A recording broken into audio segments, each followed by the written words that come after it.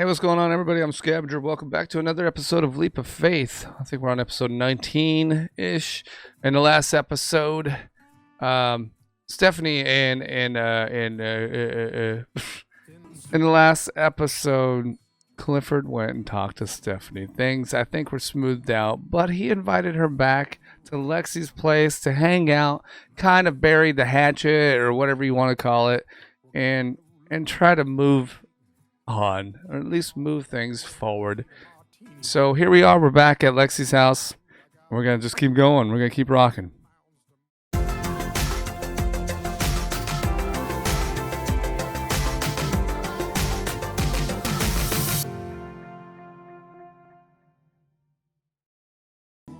All right, here we are with Holly. We'll just go. We'll just get into it. Voices may change. You guys know the drill. I'm not a professional actor. So how things going? Is that Holly? Have I not met Holly? Oh, what is going on here? She's talking to Lexi. I guess I'm walking in on a conversation. We haven't done it yet. What? Should I listen in? I guess. Okay, let's see if I can pick up on something interesting here. Why would you even say that? That's not normal at all. But don't butt me. Have you considered that he might actually like one of the others? It's quite normal, you know. Just enjoy the company, party, and if nothing happens, who cares? This is getting uncomfortable. I'm gonna enter. Okay. Don't screw this up, Lexi. Okay, alright. Now, Holly sees that Clifford has entered, but Lexi has her back turned. Hey, Clifford. Okay, she look at Lexi there, like, she has to have like that face, like, we weren't saying anything. We weren't talking about you. Enjoying yourself? Very much, and everyone else is too. But look at that look she's giving him, though. Such a great place you have here, Lexi. And spoiling all the girls with new outfits. Speaking of, did you get to say hello to everyone, Holly? I did, and such a nice lot of people you are. Oh, and that reminds me, I was going to bring Chris some sunscreen. You two have fun. Oh, okay, alright. She knows what she's doing. By the way, did you get to talk to Steph? I did. She's here. Gotcha. I'll go find her. Steph, baby. Alright, it's just me and Lexi. So that's Holly. Indeed. I'm sorry if she's a bit over the top. No, not at all. She's rather refreshing, actually. I'm glad to hear that. Some people don't seem to like her being quite straightforward. But now that we're alone, I just thought I should get something out of the way. You inviting us here for this trip. And it might be me misreading everything, but I'm not used to this. But were you maybe thinking about you? I think you know the answer to that. Okay. Oh, here comes Cece. Please say Cece's gonna save this awkwardness, because that's what I feel like is. We're about to get into some awkwardness. Oh, yeah, here she comes. Does she even know we're here? Coffee. Coffee.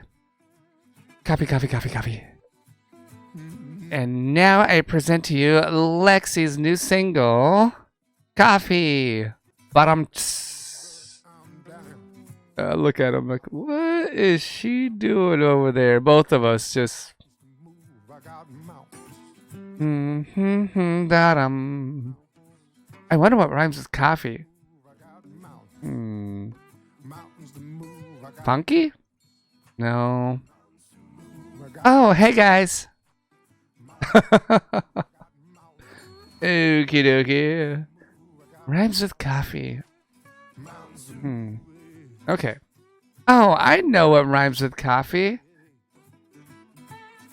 Cece. That does not rhyme. That does not rhyme at all. She's just like strolling. Not even affected by us being here. But let's head upstairs. I think it's time for that truth or dare. Dude, I thought we played truth or dare already. No, did we not? Truth or dare? I guess we haven't. Okay.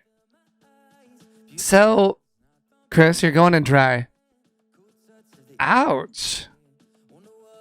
We need a proper warm-up, you know. A round of confessions first, maybe?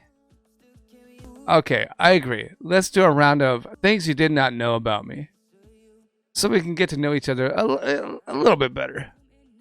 Alright, let's start with, can I not just start with myself? Okay, maybe let's start with... I'm gonna pick Linda. Linda can start it off. I don't really have anything to complain about. Ever since we moved away, I've been, grinding along. Tried high school, but in the end I dropped out. Started a 1-year photography course where I met Cece. We finished school recently and I have been trying to grind away at life. Suddenly I got a message from Steph a while ago. And we decided to meet her because she said she could finally move back.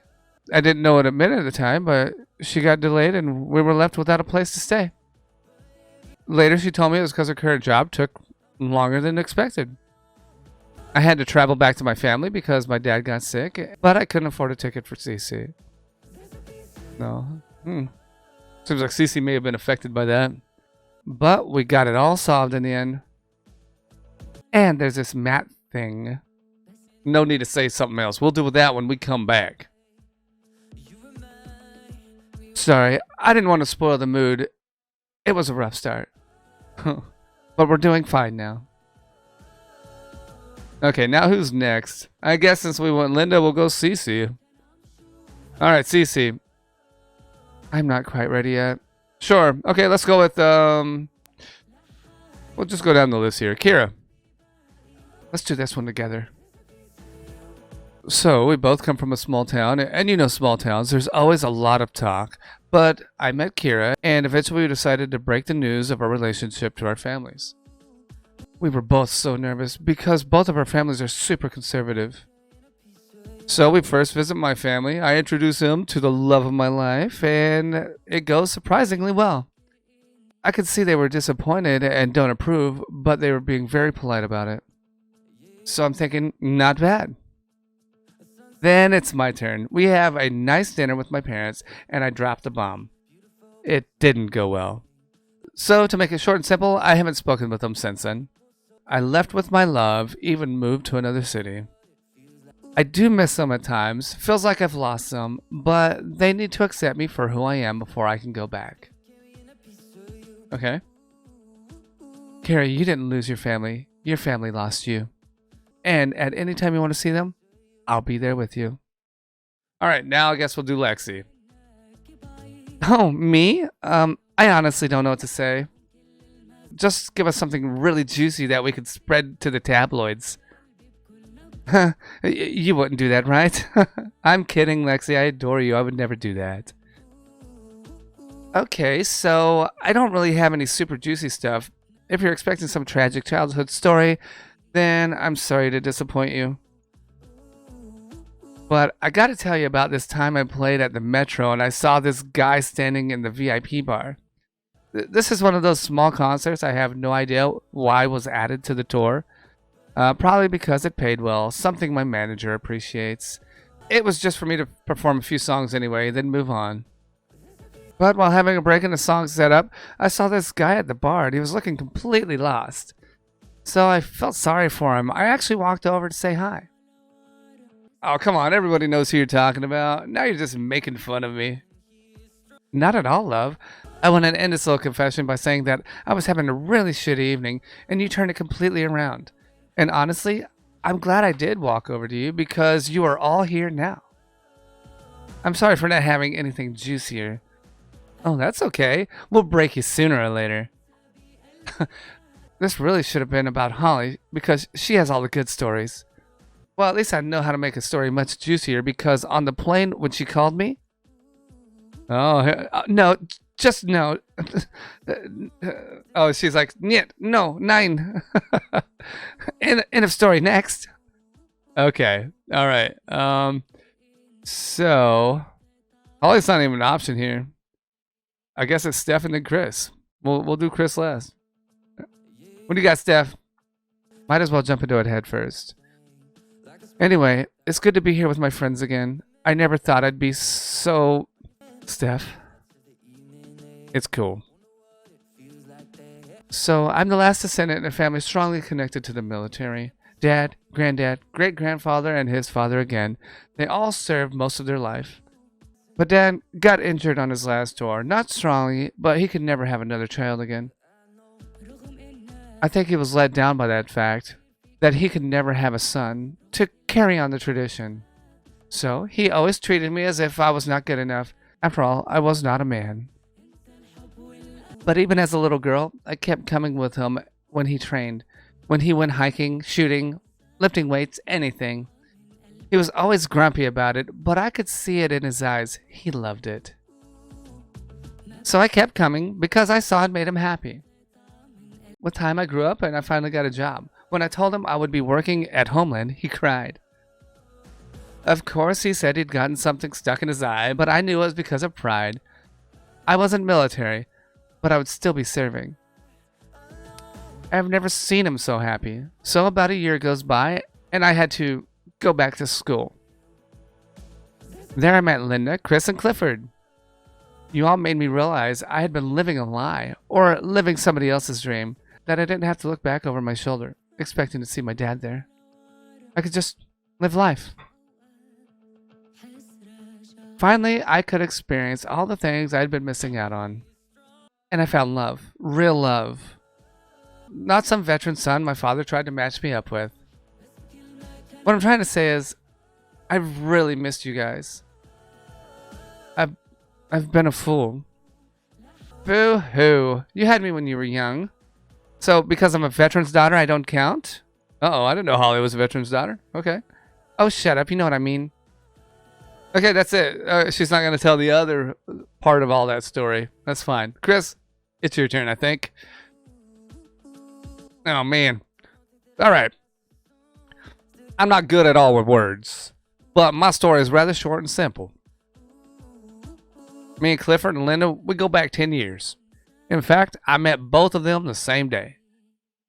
They were new at our school, and I noticed Clifford was ogling Linda from afar. Oh, no. I remember. And I felt real sorry for this dude because he's sitting on the same bench every single day looking at her, but never had the guts to head over to her. Oh, come on. They don't need to know that. But they do. So I went over to Linda and I said, look, I think that guy over there has a crush on you. Huh? That's not what you said. Well, but I... Hush. Did you just hush me? Anyway, that's how we met. And later on, Steph joined up with us. But the real point of the story is that without Clifford here, I would never have tasted his mom's waffles. They are simply amazing. You truly have a way with words, Chris. Okay, I guess that's it. That's not even really a confession. I guess there's no more, though. All right, are we ready for the dares? Well, let me tell you my truth first. I'm ready now. Okay. So just hear me out and please don't judge. For a very long time, I've been struggling with all kinds of emotions. Somehow they torment me, any kind of feeling. The doctors don't really know what to do about it. They look at me all puzzled and ship me out of the hospital with a polite smile. But I can tell you that these feelings really hurt me on a daily basis.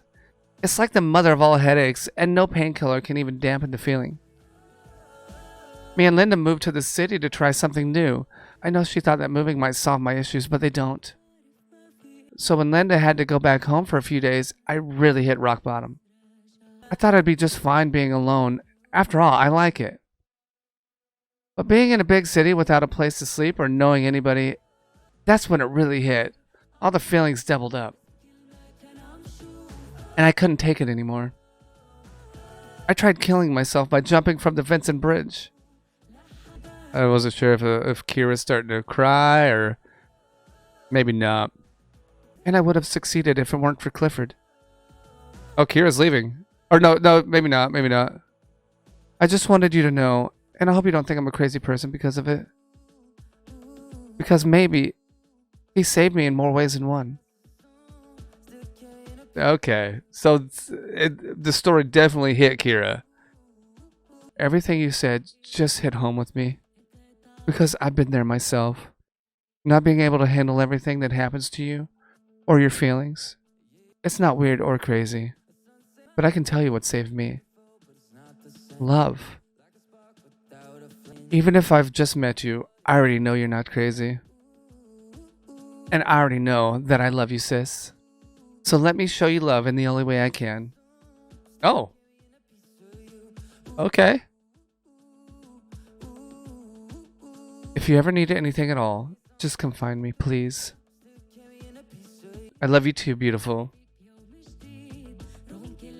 Aw. Cece.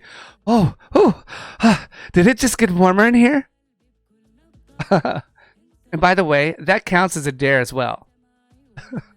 You got it, sis. Okay, alright. Chris, I know what your dare is. And if I don't push you, you will never use it. Oh yeah, I think they had secret dares. That's right. That was something they discussed. Was they have secret dares. They can't tell anybody what it is, I don't think, but they have to do it at some point. Go ahead, Chris. Well, I kinda... Go on, tell us. I'm dying to know. Alright, you see, well, it's kinda weird, I think. Oh, it's about me, isn't it? You can ask me, love. I don't mind at all. The thing is that I would kind of dare you to play a song for us, but I feel like it's rude to ask. Honey, singing is what I do. Of course I will sing a song for you. Oh, that's the dare. So he was daring Lexi to sing. I thought maybe he was going to use his secret dare. It's whatever. Okay. Come on, Chris. And put that shyness behind you and let me do what I do best. Why did you say it was rude to ask? You know, if you were a hairdresser, then it would be rude to ask you to cut my hair in the middle of a party. It's your time off. It's good that I'm not a hairdresser then. Come on, everybody. Have you heard Lexi singing in this kind of setting before? No, can't say that I have. You are in for a treat then. There's a reason she's a star she is. Just relax and enjoy it.